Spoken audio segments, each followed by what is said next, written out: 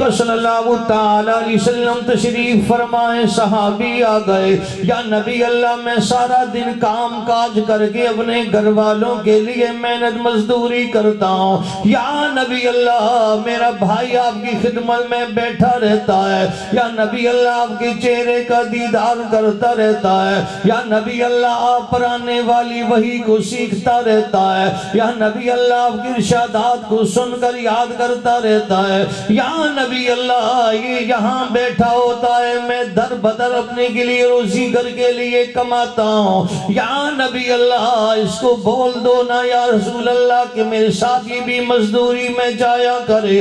آقا صلی اللہ تعالی علیہ وسلم فرمانے لگے میری محفل میں بیٹھنے کی برکت کی وجہ سے اللہ تجھے اس کی وجہ سے روزی دے رہا ہوتا ہے۔ ارے تیرا دین والا بچہ، قرآن والا بچہ جو قرآن حفظ کر چکا ہوتا ہے، قرآن پڑھ رہا ہوتا ہے، ارے رب الارباب شہنشاہ کل خلاق عالم اللہ کی ذات اس کی محبت و فیلسد کے سارے خاندان کو پال رہا ہوتا ہے۔ یہ ساری برکت قرآن کی ہے۔ آپ اپنے بچے کو قرآن والا بناؤ، قرآن کا حافظ بناؤ، پھر تماشا دیکھنا۔ میں نے عرض کیا اس کے لیے قربانی دینی پڑتی، اور جتنی بڑی قربانی بندہ دیتا ہے اتنا بڑا انعام بھی ملا کرتا۔ بایزید بستامی رحمت اللہ علیہ، میری مائیں بہنیں بھی پروگرام میں شریک ہے، توجہ کرنا۔ بایزید بستامی رحمت اللہ علیہ کی 7 سال عمر، والدہ ان کو لے گئی مدرسے میں داخل کرنے، کوئی بہن نہیں، کوئی بھائی نہیں، والد صاحب دنیا سے چلے گئے، والدہ لے گئی مدرسے، قاری صاحب سے کہنے لگے میرے بچے کو داخل کرو لیکن اس کو چھٹی نہیں دینی۔ قاری صاحب نے کہا صحیح ہے۔ بایزید بستامی وہاں پڑھتے رہے، جب 9 مہینے گزر گئے، کہنے لگے قاری صاحب استاد جی میں قرآن کھولتا ہوں مجھے والدہ کا چہرہ نظر آتا۔ ارے یہ طلباء رگڑے کھا کھا کے مدارس میں پھر پروان چڑھا کرتے، پھر جب یہ مسجد کے ممبر و محراب کے امام و خطیب بنتے ہیں تو بعض بندے پیچھے سے عجیب طریقے سے ان کو دیکھ رہے ہوتے ہیں۔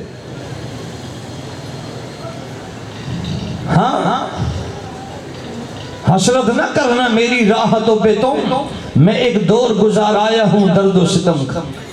یہ ہوتا ایک بندہ جو بہت بڑا لکھاری ہے، کہنے لگا میں گاؤں سفر کر رہا تھا، راستے میں ہم نے کہیں نماز پڑھنا چاہی تو ایک مسجد میں گاڑی ہم نے کھڑی کی، کہاں جب مسجد میں گھسا تو رش بہت سا اس زمانے میں ایک چھوٹا سا طالب علم تھا، مجھے کہنے لگا انکل آپ نیچے چلے جائیں، نیچے بھی طہارت خانہ بنا ہوا۔ کہا جب میں نیچے آیا تو دیکھنے لگا طلباء کے بسترے لائن پہ بہت ترتیب سے لگے ہیں اور اوپر ان کے باکس رکھے ہوئے ہیں، تو میں سمجھ گیا کہ یہ طلباء کا رہائشی مدرسہ۔ کہاں چلتے چلتے ایک باکس پر میری نظر پڑی، اس میں لکھا تھا غفور یہ وقت بھی گزر جائے گا۔ یہ جملہ اس وقت عام نہیں ہوا تھا۔ کہنے لگے جیسے میں نے یہ جملہ پڑھا تو میں ٹھٹر گیا، حیران رہا۔ بچے سے پوچھا یہ کس کا باکس ہے؟ کہنے لگا وہ اوپر نماز پڑھنے گیا۔ کہا میں بھی نماز پڑھتا ہوں بیٹا، جب آئے تو مجھ سے ملاقات کرانا۔ کا اچھا۔ کہا میں نماز پڑھ کے جب نیچے آیا اس بچے کو دیکھا، 6-7 سال کا بچہ تھا۔ میں نے پوچھا بیٹا یہ کیوں لکھا؟ کہنے لگا انکل پچھلے دنوں ہمارے مدرسے میں ایک صاحب آئے تھے لکھائی کرنے، میں نے ان سے لکھوایا۔ کہا کیوں لکھوایا؟ کہا انکل اس لیے لکھوایا کہ جب میں پیدا ہوا تو میری پیدائش سے پہلے میرے والد صاحب کا انتقال ہو چکا تھا، اور جب میں ہوش میں آیا تو میری والدہ مجھے کہنے لگی بچے تیرے باپ کا سب سے بڑا ارمان یہ تھا کہ تو قرآن کا حافظ بن جائے۔ اور گھر کے اندر جب مجھے کسی چیز کی پریشانی ہوتی تھی تو میری والدہ مجھے کہتی پتر غفور اے وقت بھی گزر ویسی. ارے یہ وقت بھی گزر جائے گا. کہنے لگا انکل جب مجھے والدہ نے مدرسے میں داخل کیا تو میں جہاں دیکھتا ہوں مختلف طالب علم ہیں، ان کے والدین ان کو ملنے آتے ہیں، ان کے لیے چیزیں لاتے ہیں، ان کے لیے سامان لاتے ہیں، کھانے پینے کی چیز لاتے ہیں، پیسے دیتے ہیں. اور جب میں دیکھتا ہوں میری والدہ غریب، میرے بہن بھائی غریب، والد ہے ہی نہیں، تو کہا جب ان طلباء کے پاس میں چیزیں دیکھتا ہوں تو مجھے بہت بڑا صدمہ ہوتا کہ میرا باپ ہوتا تو مجھے بھی لا کر دیتا. تو میں نے یہ جملہ اپنی پیٹھی پر ماں کا لکھوا دیا، غفورے یہ وقت بھی گزر جائے گا. تو والدہ کا یہ جملہ پڑھ کر میرے دل کو بہت بڑا صبر اور حوصلہ مل جاتا. ہاں جی. ارے یہ طلباء ان مراحل سے گزرتے. کیا کہنا؟ بایزید بستامی رحمت اللہ علیہ استاد سے کہنے لگے استاد جی اب قرآن کھولتا ہوں والدہ کا چہرہ نظر آتا، نماز کے لیے کھڑا ہوتا ہوں والدہ کا چہرہ نظر آتا. استاد محترم مجھے آپ چھٹی دینا کہ میں اپنی والدہ سے مل کے آ جاؤں. اب استاد کہنے لگے اس کی والدہ نے تو منع کیا، اب کیا کریں؟ کہا بچے سبق کتنا سنا دو؟ کہا ایک رکوع. استاد نے کہا کوئی ایسی شرط لگاؤں یہ بچہ پورا نہ کر سکے مجھے بہانہ ملے کہ تمہاری چھٹی نہیں. استاد نے کہا بیٹا کل 4 رکوع سبق سناؤ. کہا ٹھیک ہے. استاد کہنے لگے میں رات کو سویا رہا، صبح جب اٹھا تو یہ بچہ بایزید قریب آیا اور قرآن کے 4 رکوع مجھے زبانی سنا دیے سبق کے. اب چونکہ استاد وعدہ دے بیٹھے تھے کہ اگر آپ مجھے 4 رکوع سبق سنا دیں گے آپ کی چھٹی. کہا استاد جی اب تو مجھے چھٹی مل جائے گی. استاد کہنے لگے بچے اپنا سامان اٹھاؤ اور جاؤ اپنے گھر کی طرف. اللہ اکبر کبیرہ. توجہ کیجئے گا جناب حیدر بایزید بستامی رحمت اللہ علیہ فرمانے لگے گھر کی طرف میں گام گام قدموں سے چلنے لگا. چھوٹی سی گھڑی میرے سر پر ہے میرے سامان کی اور دل میں سوچنے لگا گھر پہ جاؤں گا ماں کی مامتا مجھے دیکھ کر تڑپ اٹھے گی. ارے میری والدہ میری گالوں پر بوسے دے گی، میرے ماتھے پر میری والدہ پیار لے گی، ارے مجھے سینے سے ملائے گی، میرے دل میں ٹھنڈ پڑ جائے گی. کہنے لگے عصر کی نماز کی وقت میں اپنے گھر کے دروازے پہ پہنچا. ڈیوڑی کے اندر سے باہر نالی میں دیکھنے لگا پانی آنے لگا. میں سمجھ گیا میری والدہ نماز کے لیے وضو بنانے لگی ہے. میں نے دروازہ کھڑکایا نہیں میری والدہ وضو بنا لے. جب پانی کا بہاؤ رک گیا میں سمجھ گیا میری والدہ نے وضو بنا لیا. ہامتے کامتے ہاتھوں سے میں نے دروازہ کھٹکھٹانا شروع کر دیا. والدہ کہنے لگی میں سمجھ گئی کہ دروازے کھٹکھٹانے کا انداز تو میرے بایزید بستامی کا ہے.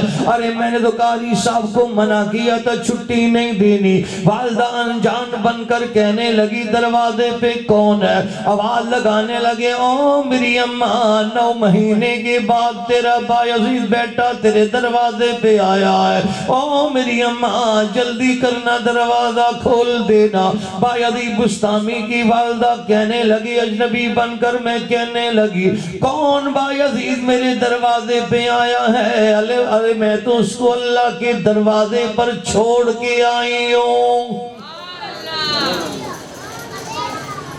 ارے میں تو اپنے لحد جگر نور نظر بایزید کو مدرسے کے دروازے پہ چھوڑ کے آئی ہوں، اللہ رسول کے دروازے پہ چھوڑ کے آئی ہوں. میرا بایزید تو میرے دروازے پر نہیں آ سکتا.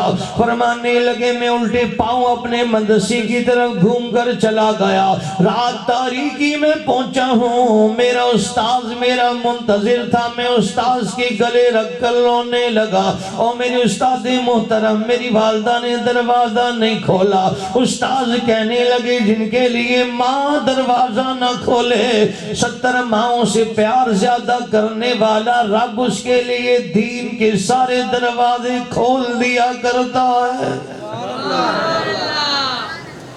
بایزید بستامی کہنے لگے میں نے قرآن پڑھا، ناظرہ پڑھا، پھر حفظ پڑھے، پھر میں نے تجوید پڑھی، کہاں قرآن کی تفسیر پڑھی، آقا صلی اللہ علیہ وسلم کا فرمان پڑھا، فقہ کی شان پڑھی، پھر میں اولیاء اللہ کا فیضان پڑھنے لگا۔ فرمانے لگے میری عمر بڑھتی گئی اور میں 25 سال کا کڑیل جوان ہو گیا، زلفیں میرے کندھوں پر تھی، داڑھی میرے سینے پہ سایہ کی ہوئی تھی، اور میں نے سر پر پگڑی سجا لی۔ یہ وہ واحد ولی ہے سارے ولیوں میں جس کو اللہ ذوالجلال نے 25 سال کی عمر میں جوانی میں ابدال کا مقام نصیب کیا، ابدال کے مقام پر فائز تھے۔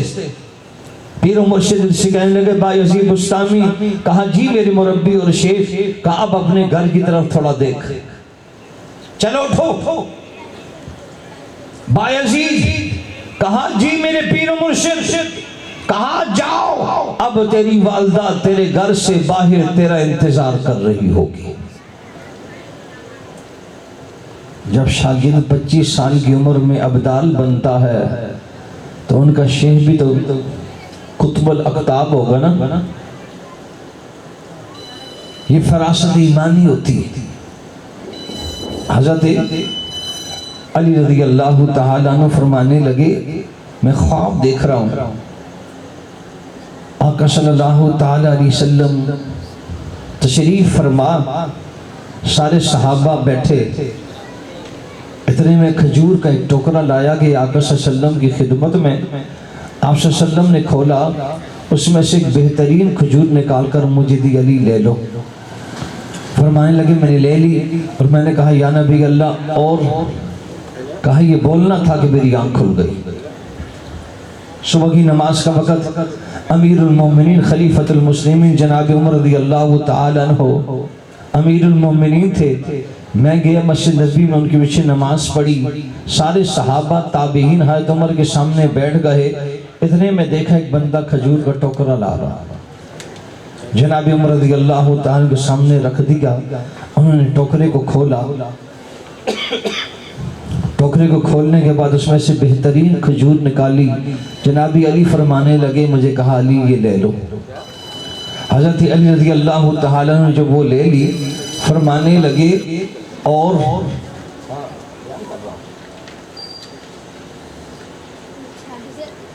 بیان کر لو کیا ہوا؟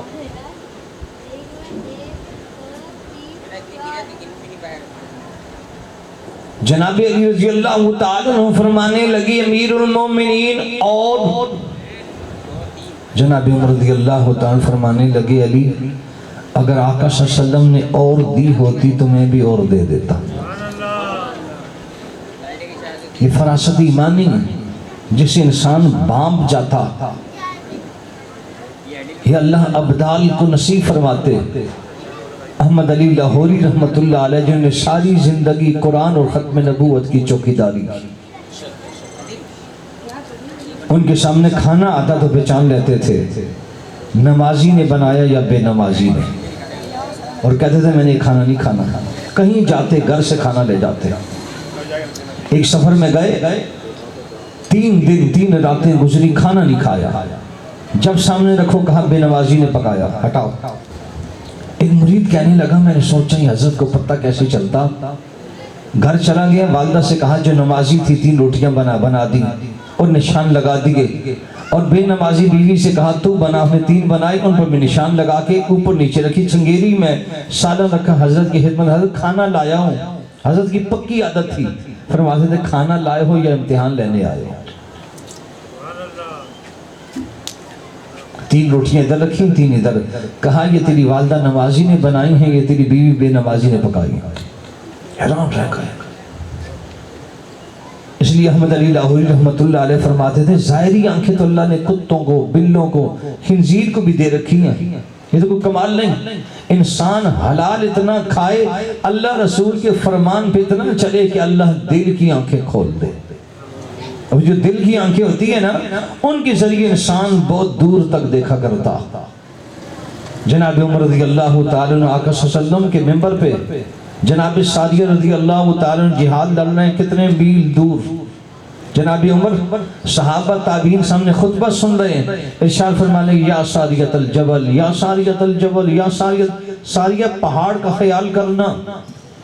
صحابہ تابعین کہنے لگے، ہم حیران تھے، جناب عمر رضی اللہ تعالیٰ عنہ تو یہاں میں خطبہ ارشاد فرما رہے ہیں، جناب ساریہ صحابہ کے ساتھ کتنے میل دور جہاد لڑ رہے ہیں۔ جناب ساریہ رضی اللہ عنہ جب واپس آئے فرمانے لگے بتاؤ نا فتح کس وجہ سے ہوئی؟ کہا حضرت عمر نے جو ہمیں آواز دی تھی فتح اس کے ذریعے ہمیں ملی۔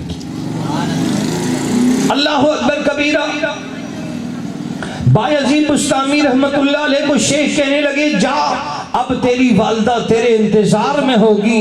بایزید بستامی رحمت اللہ علیہ چل پڑے، کڑیل جوان 25 سال تک گھر نہیں گئے۔ اللہ اکبر کبیرہ۔ مدرسہ کی سالانہ پروگرام میں آنے والوں طلبہ عزیز کو دادی تحسین پیش کرنے والوں توجہ کر لینا۔ بایزید بستامی رحمت اللہ علیہ کہنے لگے جب میں اپنے علاقے کے قریب پہنچا، اپنی بستی کے قریب پہنچا، میں نے دیکھا مٹی کا ٹیلا ہے، اس کے اوپر کوئی بوڑھی عورت کھڑی ہے، ماتھے پہ ہاتھ رکھ کر دور دور تک کسی اجنبی مسافر کو دیکھنے لگی ہے۔ فرمانے لگے میں سمجھ گیا میری ماں ہے بایزید بستامی، یہ تیری والدہ ہے۔ جب میں قریب ہونے لگا وہ بھی نیچے اترنے لگی ہے، میں قریب ہونے لگا وہ بھی نیچے اترنے لگی ہے۔ جب قریب پہنچا میں نے پہچان لیا یہ تیری والدہ ہے۔ ارے والدہ نے مجھے پہچان لیا، گلے لگا لیا، کبھی میری رخساروں پہ بوسے دیتی ہے، کبھی ماتھے کا جھومر بن کر چومتی ہے، کبھی میری داڑھی کو چومتی ہے، کبھی میری زلفوں کو چومتی ہے۔ چوم چوم کر آنکھوں سے آنسو آنے لگے ہیں، دونوں ہاتھوں سے والدہ کا چہرہ میں نے پکڑ لیا، چومنے لگا ہوں۔ اور میری ماں تو مجھ سے اتنا پیار کرتی ہے، اماں تو مجھ سے اتنا پیار کرتی ہے، او میری اماں تیری آنکھوں سے آنسوں کی جرجریاں کیوں جاری ہے؟ والدہ زبان حال سے کہنے لگی ہے، کبھی آہ لب سے نکل گئی، کبھی اشکاں سے ڈل گئے، یہ تیرے غم کی چراغ ہیں، کبھی بجھ گئے کبھی جل گئے۔ فرمانے لگی میں نے کہہ دیا میری اماں تو مجھ سے اتنے زیادہ پیار کرتی ہے، اور میری اماں مجھ سے اتنی محبت کرتی ہے، اور میری اماں میں 9 مہینے 7 سال کا بچہ تیرے دروازے پر آیا، او میری اماں اتنی محبت کرتی ہے، دروازہ کیوں نہیں کھولا؟ اس ایک جملے کو بیان کرنے کے لیے، تیرے دلوں کے اندر اتارنے کے لیے میں نے سارا واقعہ آپ کی سماعتوں کی نظر کیا ہے۔ ارے بایزید بستامی کی والدہ کہنے لگی او میرے لہتے جگر اگر اس دن تیری محبت میں آ کر میں دروازہ کھول دیتی، رب کی قسم میرا رب تیرے پر دین کے دروازے بند کر دیتا۔ اس دن میں نے اپنے گھر کا دروازہ بند رکھا ہے اور میرے رب نے دین کے سارے دروازے کھول دیے۔ آج ہمیں بھی چاہیے کہ اولاد اللہ کی دین کے لیے ہم وقف کریں، قربان کریں، انشاءاللہ دنیا بھی بنے گی، آخرت بھی سنورے گی۔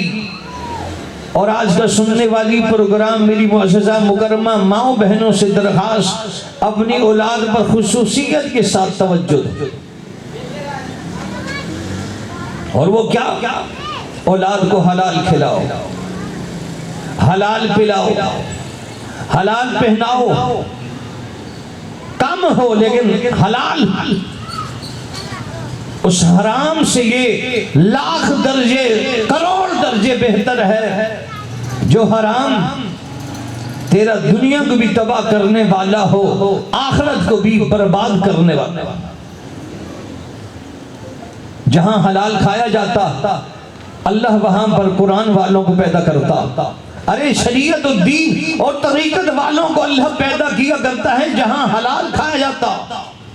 خالصوی رحمت اللہ علیہ سے ایک سفیر نے کہا حضرت بڑے بڑے زمیندار ہیں ہمارے علاقے میں، کروڑ پتی ارب پتی ہیں، ہم مدرسے کے تعاون کے لیے چلے جاتے ہیں، 1 روپے تعاون نہیں کرتے، لیکن دہاڑی والا مزدور، ہاں جی تنہا والا مزدور جو ہمیں ہمارے ساتھ تعاون کرتا ہے اور ہم اس کے پاس جاتے ہیں، اتنا تعاون کرتا ہے کہ ہمیں اس کے بارے میں ہاں جی یہ گمان بھی نہیں ہوتا کہ اتنا ہمارے ساتھ یہ مدرسے کے ساتھ تعاون کرے گا۔ حضرت اس میں وجہ کیا ہے؟ حالجوی رحمت اللہ علیہ فرمانے لگے یہ جو بڑے بڑے زمیندار ہوتے ہیں یہ کسانوں کا حق غصب کرتے ہیں، اپنے ہاریوں کا حق غصب کرتے ہیں، ان کے مال میں ان کا مال ملا ہوا ہوتا ہے اور اس غصب مال کی وجہ سے ان کا اپنا مال بھی سارا حرام ہو جاتا ہے۔ اللہ اپنے دین کے لیے حرام مال کو کبھی قبول نہیں کرتا، حلال مال قبول کرتا۔ اس لیے ہمیں چاہیے کہ حلال پہ گزارا کرے۔ بابا فرید اجودنی کا شکر رحمت اللہ علیہ بیٹھے تھے، سامنے دسترخوان لگا، نظام الدین اولیاء نے دسترخوان لگایا۔ یہ میرے شیخ المربی فقیہ النفس مفتی محمد زروری خان صاحب رحمت اللہ علیہ نے احسن الخطبات میں یہ واقعہ نقل کیا۔ دسترخوان لگا، بابا فرید نے لقمہ لیا، سالن میں ڈبویا، جب اٹھایا تو کہنے لگا نظام الدین اس کھانے میں کیا ڈالا؟ کہنے لگے اللہ والے، جمال الدین ہاشمی نے وضو بنایا، لکڑیاں لایا، ضیاء الدین سنامی نے وضو بنایا، چولہا جنایا، نظام الدین نے وضو بنایا، ذکر فکر سے کھانا تیار کیا، اس کے اندر تو کوئی بھی ایسی چیز نہیں ڈلی، لیکن اللہ کا ولی اللہ کے دیوے نور سے دیکھتا، جیسے میں بھی ذکر کیا تھوڑی دیر پہلے۔ بابا فرید مسکرا کر کہنے لگے نظام الدین اس کھانے میں جو تو نے نمک ڈالا وہ کدھر سے آیا؟ نظام الدین اولیاء پریشان ہو گئے، کہا بابا جی اپنی خانقاہ پہ نمک ختم تھا، بار بنیے کی دکان سے ادھار لایا ہوں، ہندو کی دکان سے ادھار لایا ہوں، بعد میں پیسے دے دوں گا۔ ارے بابا فرید کہنے لگے نظام الدین میری بات کان کھول کے سن لے نظام الدین، اللہ کا ولی رات بھوکی گزار سکتا ہے پر قرض مانگی ہوئی چیز کبھی نہیں کھا سکتا۔ ہاں یہ تھے ہمارے بڑے، تیرا نام لے کر جی رہا ہوں، تیری یاد میری زندگانی، آہی جو ان کی یاد تو آتی چلی گئی، ہر نقش ماں سوا کو مٹاتی چلی گئی۔ اللہ کے ولی یوں بنا کرتے، ایسی محتاج زندگی تھی۔ اللہ اکبر کبیرہ۔ اس لیے ہمیں بھی چاہیے اپنی اولاد کو حلال کھلائیں، تھوڑا ہو، انشاءاللہ اولاد دین کے لبادے میں پروان چڑھے گی، قرآن والی بنے گی، نبی کی فرمان والی بنے گی، فقہ کی شان والی بنے گی، اولیاء اللہ کے فیضان والی بنے گی، اور امت کے لیے ترجمان بنے گی انشاءاللہ۔ کوشش کریں گے نا انشاءاللہ، ہماری پکی اور سچی کوشش ہو کہ اپنی اولاد کو ہم نے حلال کھلانا ہے، حلال پہنانا ہے، ہر لحاظ سے جب حلال ہی حلال ہوگا تو اللہ کے قرآن و سنت کی انشاءاللہ ہاں جی علوم دینی شریعہ سے اللہ ذوالجلال ان کو معمور و معطر کرے گا۔ میرے استاد محترم اور شیخ فقیہ النفس مفتی محمد زروری خان صاحب اپنے مدرسے میں جب طلباء کو سالانہ داخلہ ہو جاتا اور پہلا حفلہ ہوتا تھا تو اس میں طلباء کو ہدایات دیتے تھے، مدرسے کا تعارف کراتے تھے، کھانے پینے کے آداب بتاتے تھے، تو آخر میں بطور مزاح کے کہتے تھے طلباء سے ابو وافرہ، ڈوڈے وافرہ، علم وافرہ، بیچر تزے کافرہ، کہ جب مدرسے میں ہر چیز تمہیں وافر ملتی ہے پھر در بدر خول پسر کیوں ہوتا؟ اس لیے ہمیں بھی چاہیے کہ یہ ادارہ اور مدرسہ ہاں جی اقرا تجوید القرآن ہو گیا،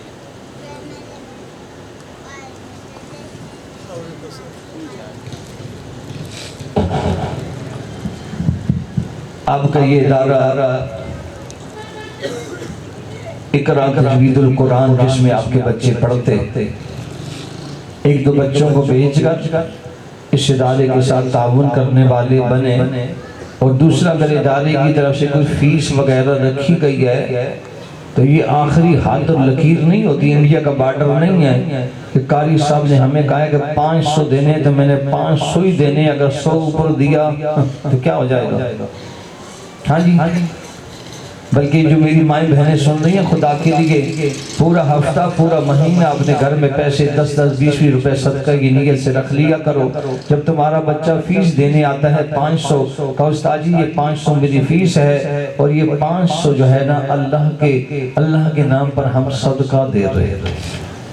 یہ آپ کا تعاون ہوگا، برکت ہوگی انشاءاللہ. اس سے آپ کے مال میں خوب برکت آئے گی. اور جو آپ مدرسے کے لیے پیسے دیتے ہیں کوئی معمولی نہیں ہوتے، رب کی قسم یہ بہت قیمتی ہوتے ہیں. آخری بات سناتا ہوں. قاری طیب صاحب رحمۃ اللہ علیہ شعبان میں تشریف لے گئے بیرون ممالک. تمام مدارس کے بڑے بڑے حضرات جاتے، وہاں سے لوگوں نے قاری طیب صاحب رحمۃ اللہ علیہ کو صدقہ، خیرات، زکوٰۃ مدرسہ دارالعلوم دیوبند کے لیے دی.